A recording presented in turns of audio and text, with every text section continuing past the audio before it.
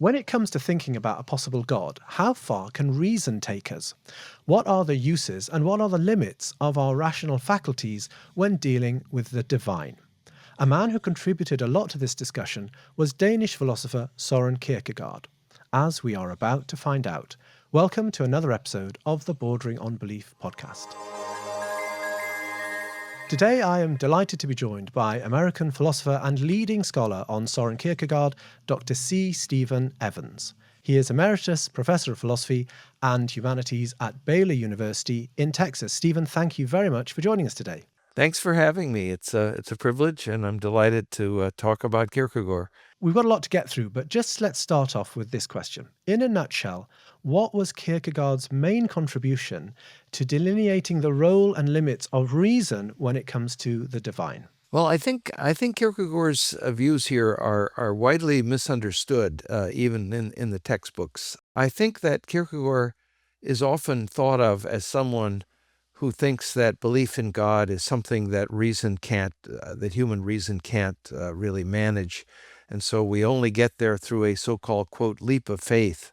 But that's actually not his view at all, as far as just a general belief in some sort of God or gods. Kierkegaard thinks that that's a very natural human capacity, and it doesn't require a leap of faith. In fact, he's inclined to think, he's a kind of depth psychologist, and he's inclined to think that everyone has a kind of awareness of God at some level, but that many people repress this, or they sort of push it down because they don't want to deal with God. The idea of the leap comes from very different questions. We'll probably get to that later. When Kierkegaard is talking about specifically Christian faith, he thinks that believing in Christ as the incarnate Son of God, that takes faith and takes a leap, in the sense that reason cannot establish that or make any progress towards it. He calls it the absolute paradox. So this general, almost universal understanding that there is a divine, is that something intuitive, like kind of a sensus divinitatis, or is it a rational process that humans can go through? I think it is something intuitive for Kierkegaard. He doesn't really think very much of arguments or proofs of God's existence. He's skeptical that those are decisive or really important. But for him, the reason why a belief in God is almost universal is that he thinks that all human beings have a sense that they are morally accountable in some way, at least those of us who have developed a certain level of intellectual development.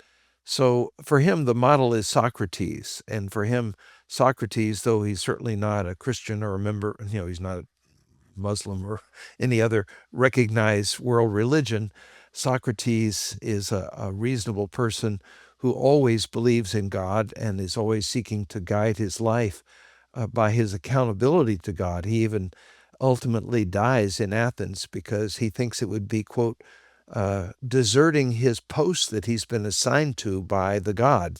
He uses the phrase "the God" often in Plato's writings describing him. Just give us an idea. You've written widely on the whole Western canon of philosophy. Give us an idea of some other contributions from other philosophers on this topic of how far reason takes us with regards to faith. Well, of course, there's different views. I think much depends on what you think the goal of reason should be. So in the Enlightenment, philosophers like Hume and Kant, of course, criticized attempts to infer God's existence. But I think especially in the case of Kant, there's the notion that anything that is rationally known has to be somehow completely certain in a way that is almost impossible for us humans to meet. So I think that if we look, say, at the contemporary scene, philosophers like Richard Swinburne, although they attempt to argue for God's existence, he offers a probabilistic, inductive type argument, and he doesn't claim that there's absolute certainty. So measured by sort of Kantian Enlightenment standards, those arguments would be a failure. But Swinburne thinks that they succeed quite admirably because they represent the kind of reasoning that we do all the time in both real life and in science. So, but Kierkegaard is not really interested in that, because he thinks not that those arguments are necessarily bad. He actually credits Socrates with having invented the argument from design, but he thinks that in the end, most of us, if we find those arguments plausible, we do so because we're already aware of God. We believe in God already, and so that makes the argument seem plausible.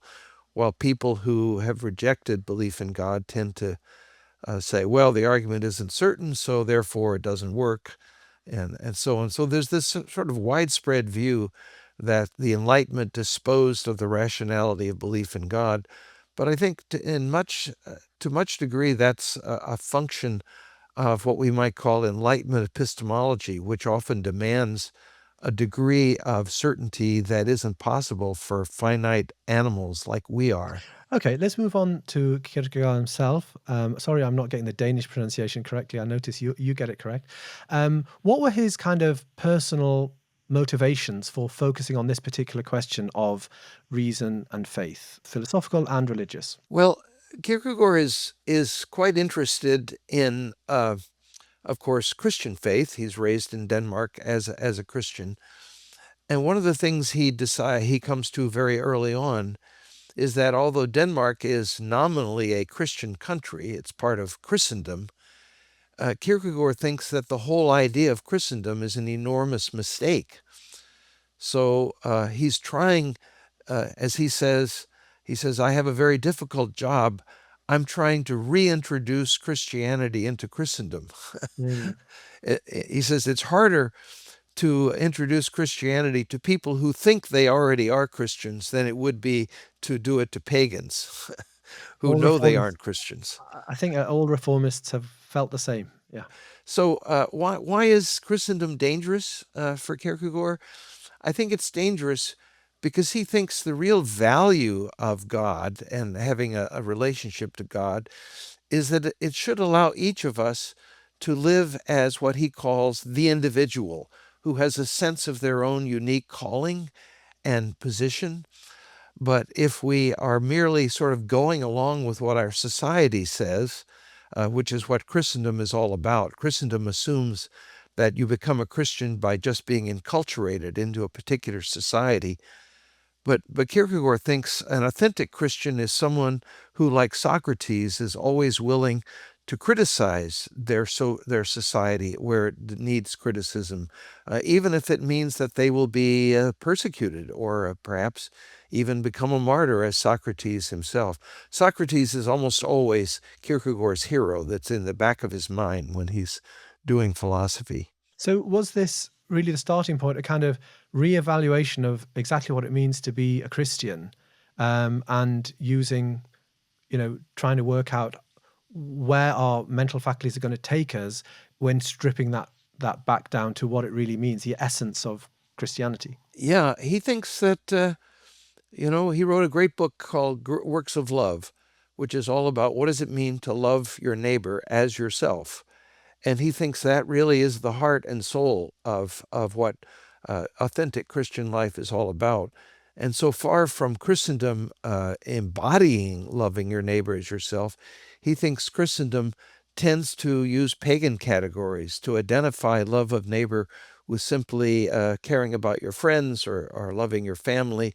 But of course, those were virtues that were present in paganism. There's nothing distinctively Christian about those ideas. So Kierkegaard thinks that genuinely loving your neighbor is very difficult and very countercultural. I think we can see that and really Kierkegaard is more relevant than ever in the U.S. and perhaps in other countries too, because we've had a resurgence of what is called Christian nationalism. And Christian nationalism is just an extreme form of Christendom, in which the nation-state is identified with a particular sort of religious order. And Kierkegaard would have thought that was a heresy.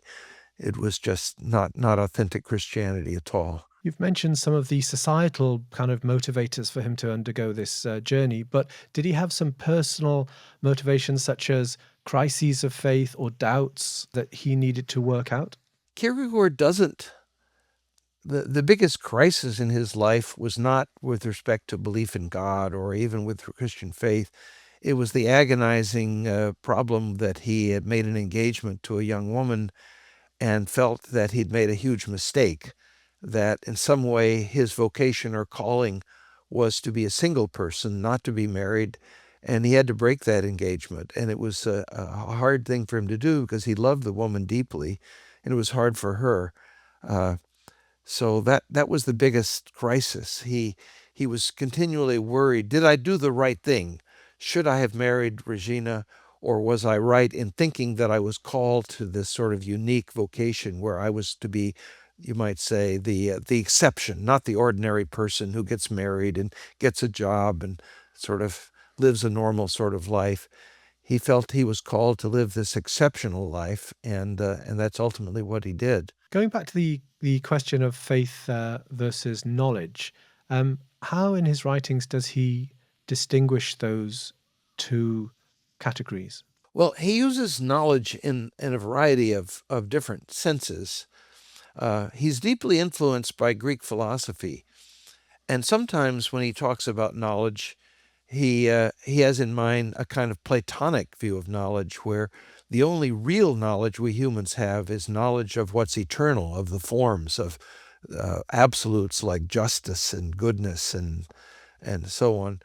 But at other times, he uses the word in a sort of relaxed sense. For example, in his book, Philosophical Fragments, he says there is such a thing as historical knowledge. Interestingly, he says that historical knowledge is something that is made possible by faith. So there he's not contrasting faith and knowledge, but seeing faith as a kind of instrument or tool which helps us gain knowledge. Here he reflects St. Augustine, who famously said, I believe in order that I may understand or know. So Augustine saw faith as not something to be contrasted with knowledge, but something that helps make a particular kind of knowledge possible. And I think Kierkegaard thinks that's true also with respect to what we might call a religious knowledge, that faith, which is a kind of passion that shapes a whole person. Faith for Kierkegaard is not just sort of a kind of belief that lacks evidence or something like that, which is a common Western understanding. For him, faith is one of the great passions that drives human life, like hope and love. And his task was to sort of help people understand this passion and why it's important. I think he thinks that anybody who is, you might say, living a sort of vigorous human life will have a kind of unity in their personality, and that unity will always come from having a passion that in some way unifies the self. And he thinks the highest passion is faith, but obviously there are other passions that to some degree can shape a person's life. But a life that doesn't have a passion at all, it's just shapeless and formless, and it's hardly human at all, he thinks. So his whole philosophy is about what does it mean to exist, to be an authentic person. He sees personhood not so much as a substance, a thing that we are, but something that we must become. So, it's an achievement. It's an ideal. Human becoming rather than human beings. Yeah, it's one of the interesting parallels between Kierkegaard and Nietzsche, who are different in many ways. They both say at one point that our task is to become what we are. You mentioned faith as a kind of passion there. I mean, obviously, the word passion has so many different meanings, especially in the modern terms. Are you talking about? Is he talking about some sort of gnosis or mystical experience when he talks about passion? I don't think so. For him, the model, you might say, if you want to understand what a passion is, he continually uses romantic love as his sort of model to help people understand passion. And of course, he himself had been in love with this woman, Regina, so he knew something of what he was talking about there. So in Danish, the term faith is the word tro, and it's not. It can be translated as belief, but it can also be translated as trust. And so for him, the passion of faith is a kind of, you might say, a ruling passion. It involves our emotions. It's what we care about, what we, in some sense, are committed to in our lives, and it gives shape to our personalities and our lives as a whole. So Mm. ultimately, your passion is what you love. It's shaped by what you love. Mm. In Danish, the word passion, this was true in English in older times, but it has the same root as the word to suffer. Mm. And passion is always, in some sense, a response. So Kierkegaard, this is where Kierkegaard he's often called the father of existentialism, but he's really quite different from, say, a 20th century figure like Sartre. Sartre thinks that we sort of create our passions. We're completely autonomous, and we sort of make them out of nothing. We create ourselves. We sort of invent our essence. But for Kierkegaard, he is in a way much more similar to Hegel here, in that Kierkegaard thinks seems paradoxical because he's famous for being, quote, the philosopher of the individual, but he thinks we always become an individual in relationship to others. We never do it completely all by ourselves. So a passion is in some ways a response to something outside that moves us, that grabs us, you might say. Oh. And ultimately, that's how he thinks faith comes into being So, in a so it's person. almost like he sees it as our job to align our passion with God, to fulfill our purpose of being, basically. Yeah, I think Kierkegaard thinks that he often sort of uses Platonic language here, and he will talk about God as, quote, the good, just as Mm. Plato talks about the form of the one or the good as the absolute. And I think Kierkegaard thinks that many people actually have an awareness of God, but maybe not under that name. Yeah. They may not use the religious language, but they have some sort of awareness of an absolute that in some way has a claim on them and a claim on their lives. And that is, in fact, an awareness of God, even if the person doesn't realize that. Let's talk now about certainty. For many people, if you don't have certainty in your faith, that's shown as a sign of weakness of faith. What was Kierkegaard's view on certainty in the issue of faith? Well, this is a really interesting question. And I think, again, there's great misunderstanding of Kierkegaard on this point.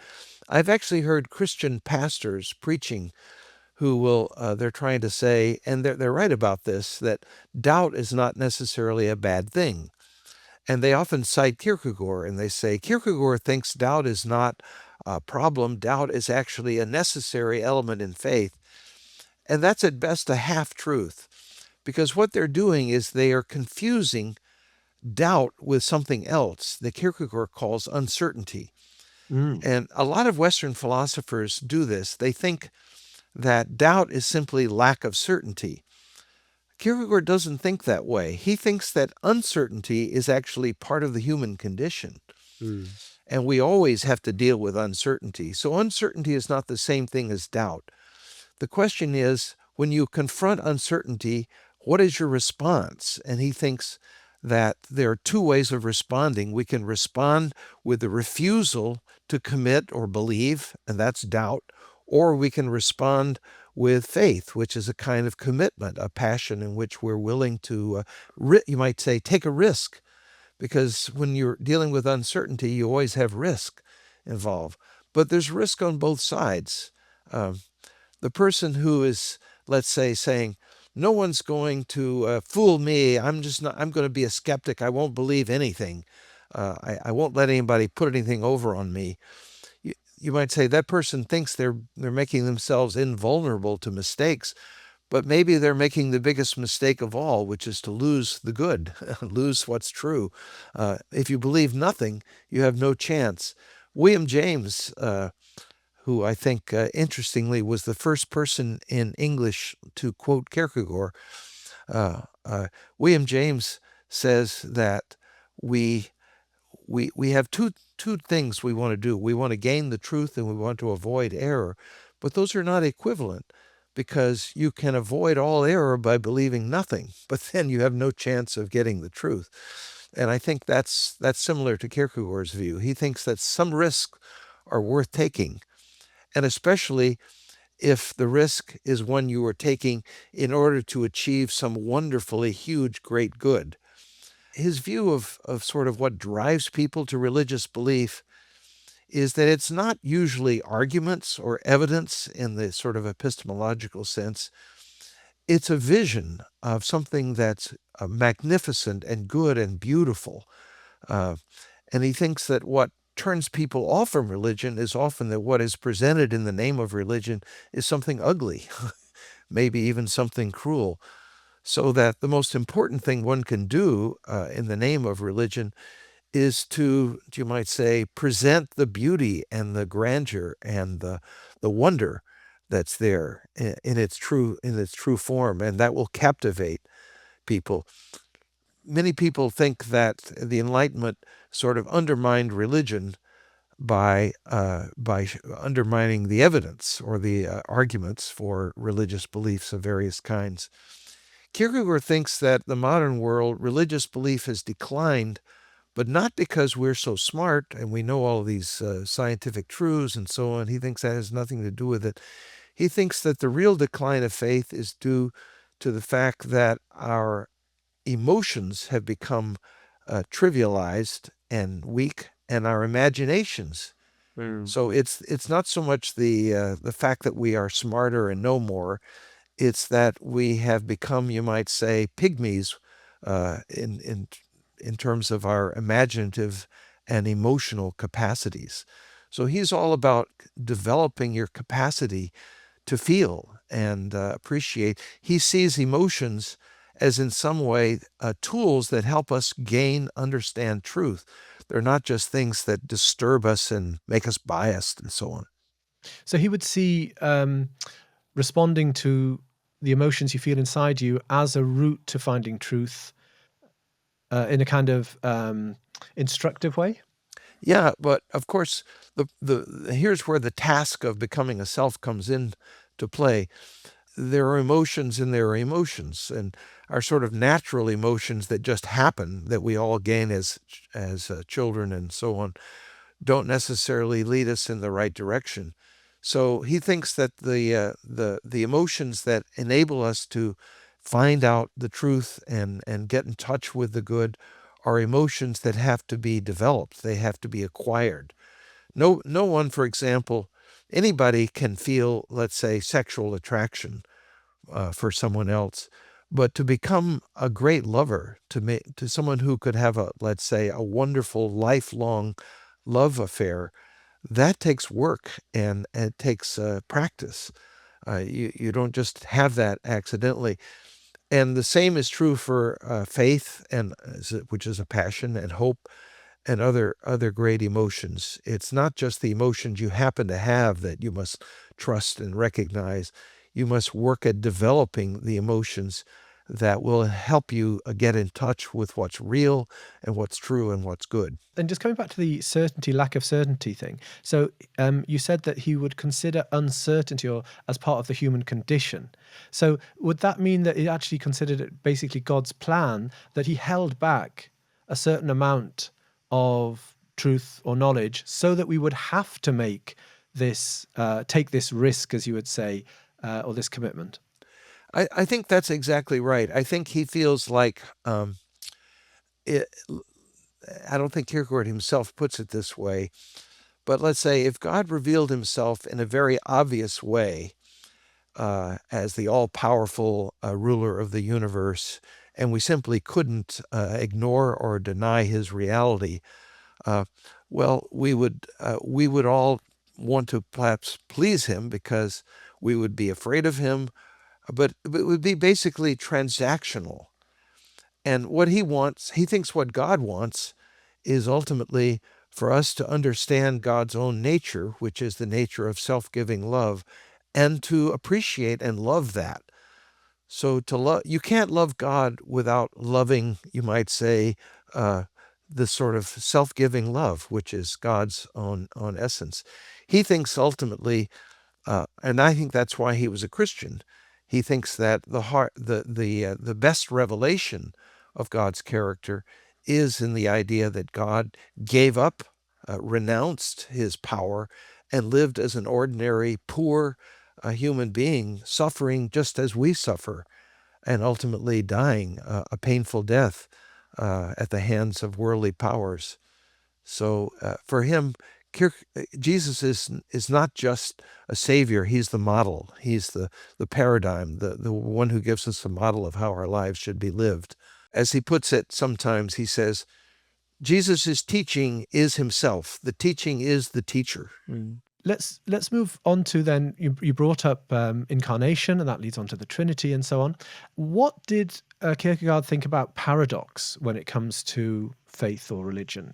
Was that a problem for him, or was that a natural consequence of our limited human faculties, or was it actually something good? Well, this is connected ultimately, if I can sort of connect it back to what we talked about earlier.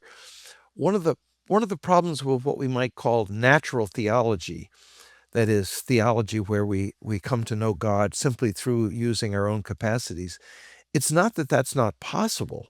We do it all the time, and in some sense, he says in one place in his journals, he says, there are no atheists, just people who repress their knowledge of God. So in one sense, natural theology is something that happens, and it's natural. But Kierkegaard thinks the problem with natural theology is that we tend, this is a Feuerbachian point, we tend to create God in our own image. We make God into the sort of God who will bless what we want to do and our sort of ideals and so on. And what he thinks is that for us to really get to know God, we have to, so to speak, get God outside of our consciousness. And that's why he thinks that what's so powerful about Christianity is that God, in some sense, speaks in history. To some degree, that's true in Judaism and Islam as well, I think. But it's true in a sort of stunning way, he thinks, in Christianity. So the reason why natural theology is problematic is if you're looking at the way cultures tend to idolize themselves.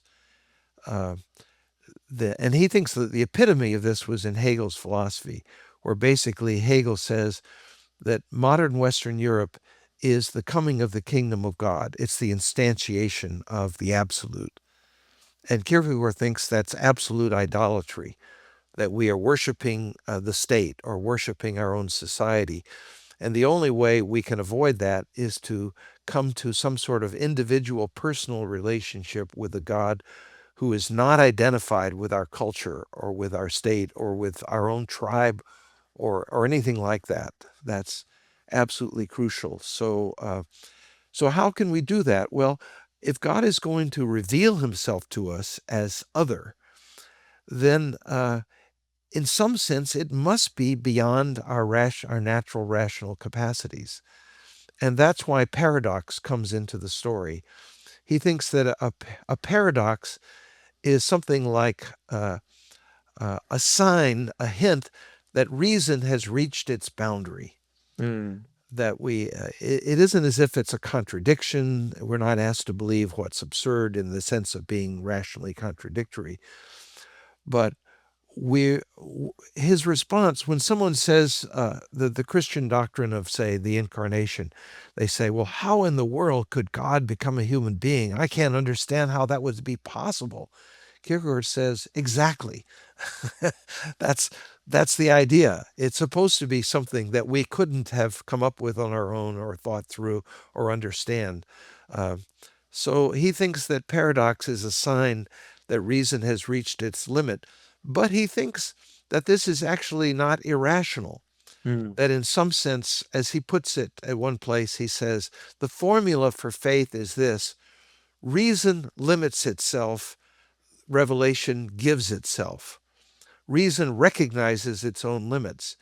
And when you think about it, we're finite animals. Why shouldn't our reason have limits? Why should we think that our reason is in some sense absolute? Philosophers as great as Kant, for example, Kant thought that reason had limits. And interestingly, when you look at Kant's critique of pure reason, he says the way reason discovers its limits is the discovery of what Kant calls antinomies. An antinomy is an apparent contradiction, so it's something like a paradox. So Kant has, in a way, a formally similar view to Kierkegaard in that he thinks that we recognize or discover the limits of reason when we find reason is involved in a paradox. Uh, and Kant thinks that the way we resolve those antinomies is by accepting the limits of reason, which he thinks isn't a reasonable thing to do. So I have argued that Kierkegaard is a lot more Kantian than many people would want to say.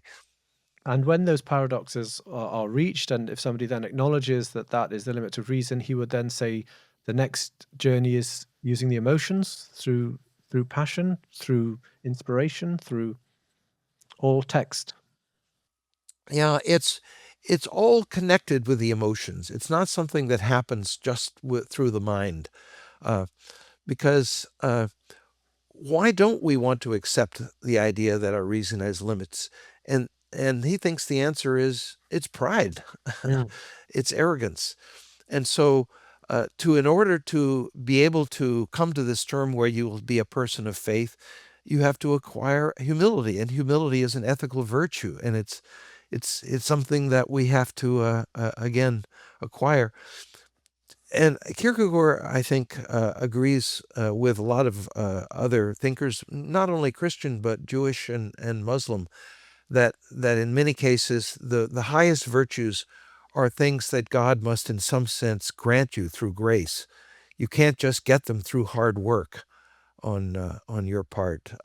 Aquinas, for example, talks about faith, hope, and love as what he calls supernatural virtues that are infused in a person. And I think Kierkegaard has a very similar view. There's a lot we can do.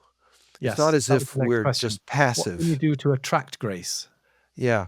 The main thing you can do, he thinks, this is something that he says over and over and over in his writings.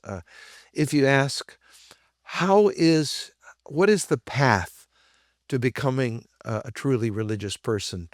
And he thinks the pathway is recognizing your own faults. He says that the pathway to Christianity lies through what he calls, quote, the consciousness of sin.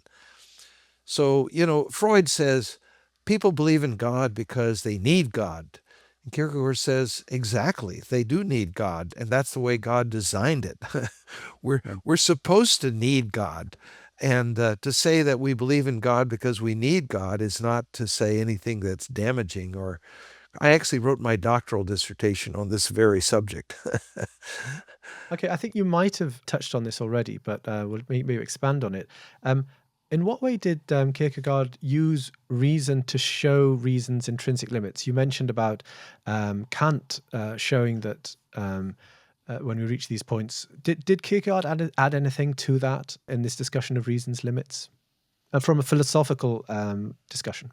One of the things that he does that I think is very interesting is that he thinks that the problem with the modern world is not that we know so much or that we need to know more or that we need more facts, but that we lack what he calls earnestness or seriousness or inwardness. It's a general word for passion. And so he sees his task not simply as educating people by giving them more knowledge or teaching them things they didn't know before, but using what he calls indirect communication, which is involving humor and irony and all kinds of literary, you might say, techniques, which is why Kierkegaard is such a fascinating philosopher.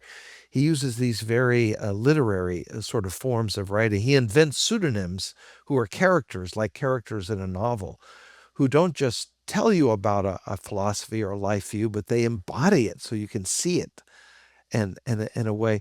And what he's trying to do is to get his readers not just to sort of know things, but to see themselves, understand themselves, and care about themselves in the right way. And that's why he writes in the sort of unique way that he does. And I can say from experience, I've taught Kierkegaard for many years. For example, in Either Or, one of his very early works, there's this character who's a seducer, who's a very cynical person who sets out to seduce a young woman, And his idea, and he thinks this will be really fun, is he wants to seduce her in such a way that she thinks she's seducing him. So it's a kind of game that he's playing. I've had a student come into my office and sob saying, "I am that person." Wow. Yeah. Because he'd been reading Kierkegaard and he suddenly saw himself as he really was. And he didn't like it. So, at least in a few cases, Kierkegaard's techniques work. He's trying to sort of not just educate us by giving us knowledge or some philosophical principle, but to understand ourselves. And that's a difficult thing because he thinks that ultimately you can't just sort of tell people moral truths. They have to grasp those in the right way. It isn't just knowing. Interestingly, for example, in concluding on Scientific Postscript, Kierkegaard claims that a pagan who is worshiping an idol but does so with what he calls the inner passion of infinity has more truth in his life than a Christian who goes into the house of the true God, but as he says, prays in a hypocritical false spirit. So for Kierkegaard, it's not simply knowing theological truths that transform a person. It's how we know those truths and how we care about them that really matters. And ultimately, I think you could put it this way, and this is actually something that C.S. Lewis says. Lewis at one point responds to someone who says, the most important thing is how we think about God, whether we have the right view of God. And Lewis says, that's absolutely false. The most important thing is how God thinks of us. And how we think of God is only important insofar as it shapes our relationship with God and makes it possible to have such a relationship. And you can have all the right theological doctrines, whatever you think those are, but if they aren't transforming you in the right way, Kierkegaard thinks that they are worse than useless. They can be. It's like the caricature. You've probably seen, there was a TV show in the U.S., maybe it's been in the U.K. as well, about four people who die and they're in the bad place and they want to get to the good place. And one of them is a philosopher of ethics. He knows all about ethical theory, but it hasn't made much difference in his life.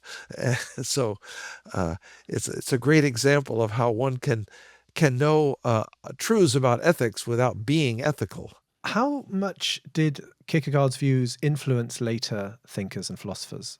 Did people adopt his views, or have they generally been, or was he a kind of so far ahead of his time, people still haven't really understood what he's saying? Well, I think it's a very, very mixed bag. And I think people often tend to project onto Kierkegaard what they want. Or sometimes they project onto him what they want to reject. Camus, for example. Camus is the source of this idea that Kierkegaard's view of religion is that we take a blind leap of faith. And Camus sort of thinks it's unmanly of Kierkegaard, that Kierkegaard couldn't bear to face the absurd, and so he had to sort of weakly indulge in this sort of leap of faith. Kierkegaard thinks it's just the opposite. He thinks that what's easy is to be self-indulgent.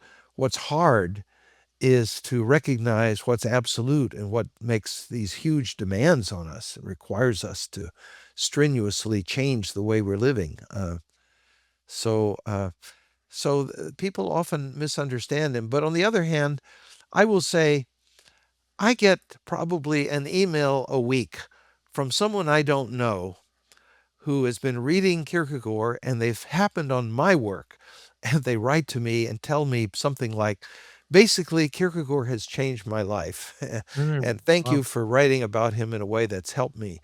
So I know that Kierkegaard is still helping people transform their lives, but maybe not always academics or famous people, just ordinary folks. One of the most interesting books about Kierkegaard is David Lodge's book, Therapy. I don't know if you know that novel. It's a novel about a TV producer who's depressed and struggling, and he's having psychotherapy and aromatherapy and massage, every kind of therapy imaginable. And he discovers Kierkegaard's book, The Sickness Unto Death. and Kierkegaard becomes his therapist. I actually have a friend in Japan who is like this character in Lodge's novel. He was very depressed and was suicidal, and he discovered Kierkegaard's book, The Sickness Unto Death, in the public library in Japan. And Kierkegaard transformed his life, and he became his therapist, and he's a very different person today. So I think Kierkegaard's works can be fantastically transformative, but not always. Not always in the academy, but often He's out not there in always in society. the academy. Yeah, he's a person that speaks to people. There are people in the academy. I've known lots of people who sort of cling to Kierkegaard, almost like one clings to a life raft. He's there. He's the sort of helps them hang on to their humanness in a world where that becomes harder and harder. Interesting insights there. Okay, we're going to do something slightly different, and this is we don't have Kierkegaard with us today, so I consider, from my limited research, you to be the closest to what we can get of getting into his head in the modern world. And I'm interested to know what you think his response would be to some of the common objections to faith or God that are raised by atheists in today's world. So we'd just like to go through a few, and if you could just imagine what his response might have been. It might be too difficult, it might be easy. So what would do you think Kierkegaard's response to the issue of the problem of evil in the world be? How could an all-loving God allow or create a world in which there's so much evil and suffering? Yeah. Well, he's quite aware of the problem of evil. He mentions it in his book Philosophical Fragments as one of the reasons why we can't prove God's existence from the design that we see in nature. Because he says that when we look at the design in nature, it's true, it suggests a creator, but there's also all these things about the natural world that creates doubt and worry, and we wonder, why did God do it that way? But I think Kierkegaard's answer to the problem of evil is basically the same as the book of Job, where in the end, God says to Job, you don't understand my ways, but why do you think you should? What do you know about making universes? You think you could make a better world?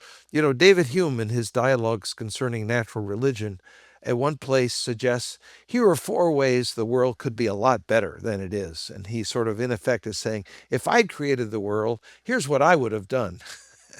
And I think Kierkegaard would say that's the height of hubris and arrogance, to think that you as a finite human being. So ultimately, he would say the answer to the problem of evil is coming to know God and acquiring faith in God. And faith is just what we need when we confront, if you love somebody and they do something that you don't understand, that's puzzling, that maybe is disturbing, what's the answer to that? And the answer is you get to know them and you decide whether you really have faith in them or not. And if you do, you will say, there's an answer here, even if I don't know what the answer is. And so also with the problem of evil, I think Kierkegaard would say, there's an answer. God has reasons, no doubt, for doing what he does, but we aren't in the position to know those answers at So this a kind of point. skeptical theist type Yeah, of. I think it's Yeah. and he also thinks this.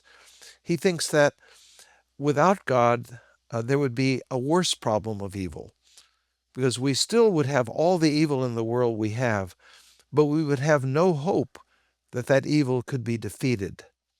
With God, there is hope. There is grounds for hope that ultimately evil will not have the last word. Interesting. Okay, and what about another argument that atheists use, which is incoherence of divine attributes? So, for example, if God knows everything, knows the future, how can we have free will? That seems logically incoherent. Is that where we hit a paradox? Kierkegaard doesn't discuss that issue. He holds a very traditional view of God, that God is outside time. And I think that he would probably say that ultimately to think of God foreknowing anything is, in a sense, the wrong picture, because God doesn't see things the way we see things. He is timeless.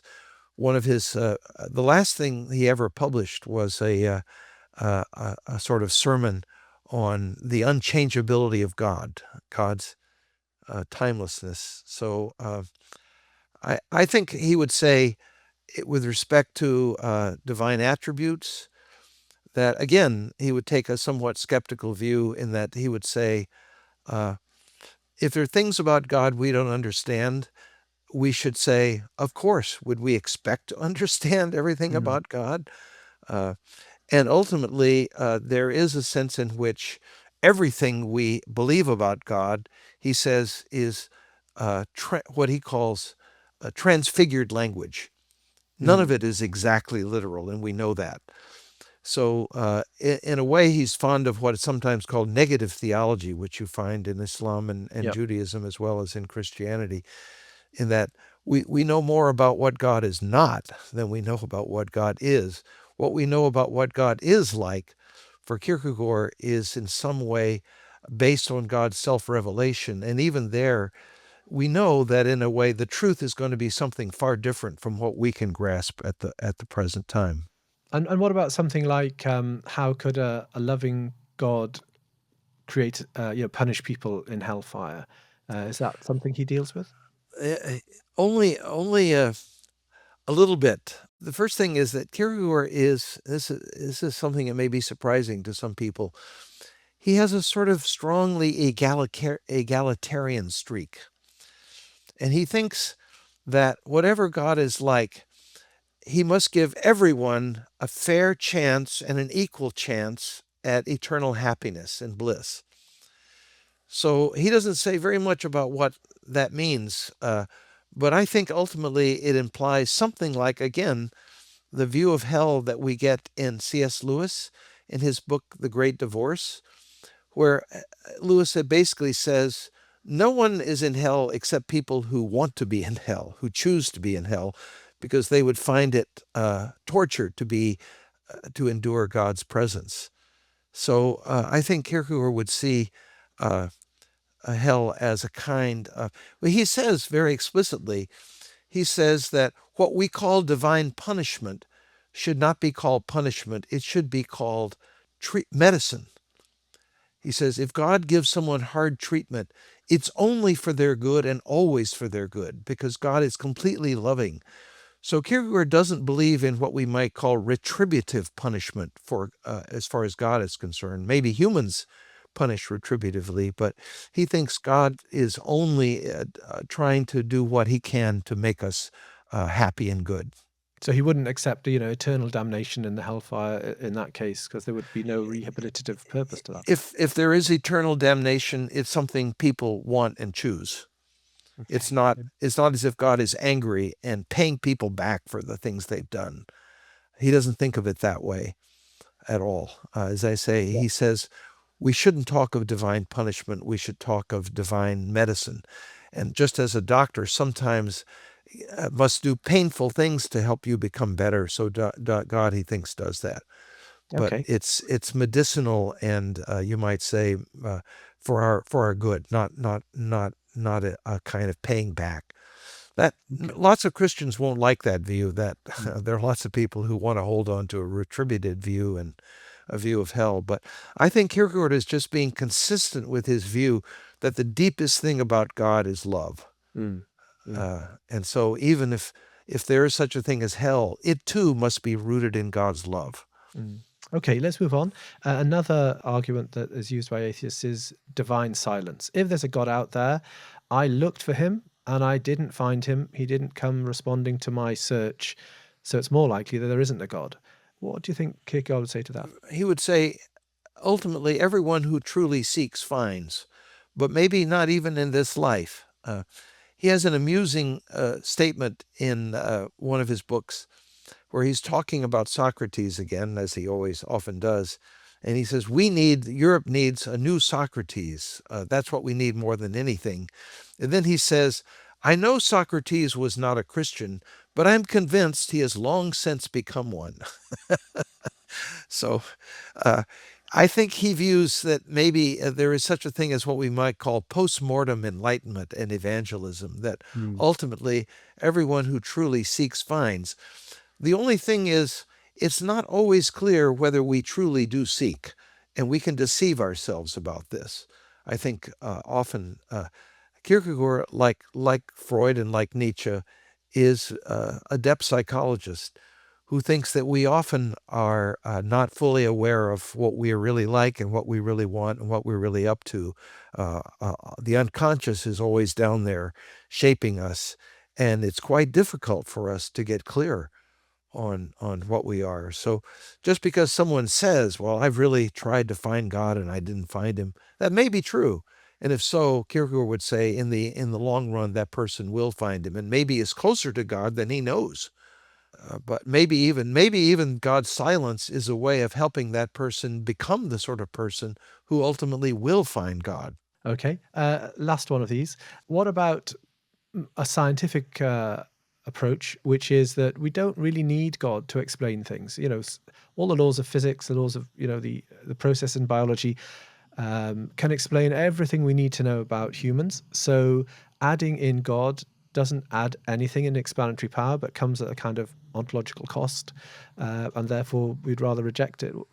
Kierkegaard would not be happy with that. Well, I think Kierkegaard thinks that's simply a kind of category mistake, in that the person who thinks of God that way is thinking that God is a kind of bad scientific explanation. But God is not an explanation. He's not part of the finite world. So when science is doing science, it looks for causes, but it looks for finite causes in the world. But science cannot address the question of why there is a world and why the world has structure and order and all those things. Those are all things science must assume and presuppose. And I think it's a natural religious impulse to think, why is there something and not nothing? And why is that something an orderly world that we can, in some sense, know? And also, why is it a world that, in some sense, is meaningful to us?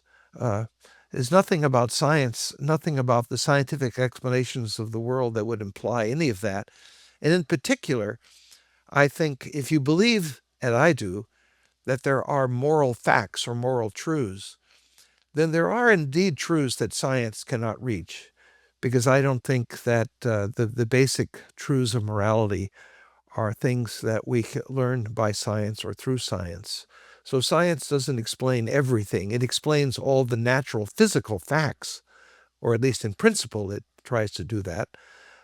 It maybe hasn't explained them all yet. Science is always an ongoing, unfinished project.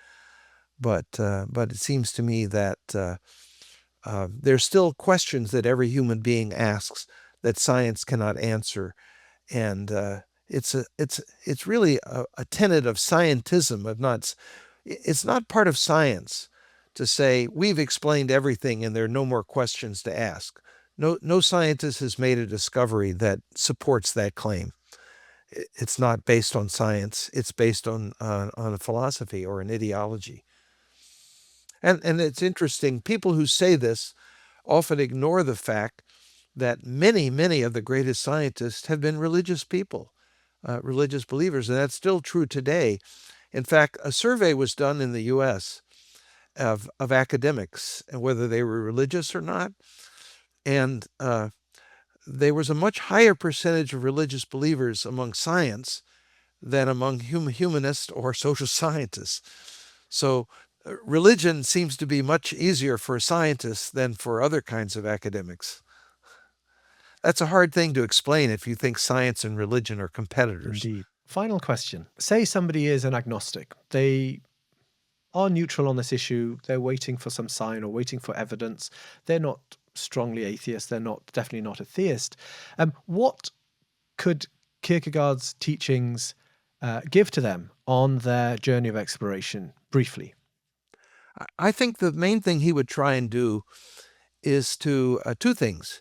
He would not worry about giving them evidence or arguments, that would, because that might just, you might say, cement them in what he would call the stance of objectivity, where I'm just looking at the world as a disinterested observer trying to explain it. He thinks that to gain moral and religious truth, we must not have that objective, disinterested sort of stance, but an involved, passionate, committed stance. And so what he would want to do is to, one, help that person hope that religion is true. Even if they don't know that it's true, he'll help see how how wonderful it would be if it were true, and give them a reason for hoping. And secondly, he would help. I think he would want to help that person see personally, why is your life a mess? Mm. What could, you might say, if God is real, what could God do for you? And as I said before, for him, the royal road to faith lies through the consciousness of sin. That's where it all starts. All religion, on Kierkegaard's view, exists to answer two big questions. Why do we suffer? Is there a solution to the problem of suffering? And secondly, what's the answer to the problem of guilt? What do we do with guilt? How do we deal with it? But he thinks those are the two big things. So if you can get a person to take those questions seriously and think hard about them, they're at least on the right road that may carry them out of an agnostic stance. So just to summarize, so sell the vision of what belief in God would lead to, and also kind of moral introspection. Yeah, it's a little bit like, if I can take the time, I don't know if you've ever read the Narnia books, C.S. Mm-hmm. Lewis's children's books. In my view, they're the very best things that Lewis ever wrote, better than his more philosophical. Well, I do love the Screw Tape Letters, and I love The Great Divorce, but the Narnia books are wonderful. And in one of them, The Silver Chair, the children, along with Puddleglum, are imprisoned underneath the earth in this witch's. And she tries to say, that Narnia world you believe in, that's an illusion. You just believe in that because of wish fulfillment. And here's the real world. And finally, Puddleglum turns his face. He burns himself, which gives himself a sense of reality. And he says to the witch, I'm going to believe in Narnia even if Narnia isn't real, because an unreal Narnia is worth so much more than your hollow, meaningless world down here. Wow. I Okay. think that's a very Kierkegaardian comment. Uh, Interestingly, Lewis, I don't think, ever really read Kierkegaard seriously, although one of his good friends was always on his case to do that. Charles Williams tried to get him to read Kierkegaard. But there are many points of similarity between Lewis and Kierkegaard, and I'm actually writing a book right now with a co-author who's a Lewis expert. We're writing a book on C.S. Lewis and Kierkegaard and how they're similar. when will that book be out? Well, we're just writing it now, so Okay, so a probably a little year while. or two. Okay, Uh, great. I do have a new book coming out with Cambridge on philosophical fragments, which is basically a book on Kierkegaard's view of the incarnation, faith in history, and how one gains faith in the historicity of the incarnation. That will be out probably in 3 to 6 months. Okay, and if you were to recommend any of your works as an introduction or primer for somebody looking at this, which one would you recommend? Well, I guess I would recommend, I have a book called Kierkegaard, An Introduction. Well, that's an introduction. That's with Cambridge University Press. And then I also have a book, if someone is already a religious person, I have a book called Kierkegaard and Spirituality. It looks more at the specifically religious writings of Kierkegaard. So those are the things that I would say start with, perhaps. We'll link those in the description below. Professor C. Stephen Evans, thank you very much for joining us today. Well, it's been a great pleasure. Thank you for having me. I've enjoyed the conversation a lot. I hope your listeners and viewers find it enjoyable as well.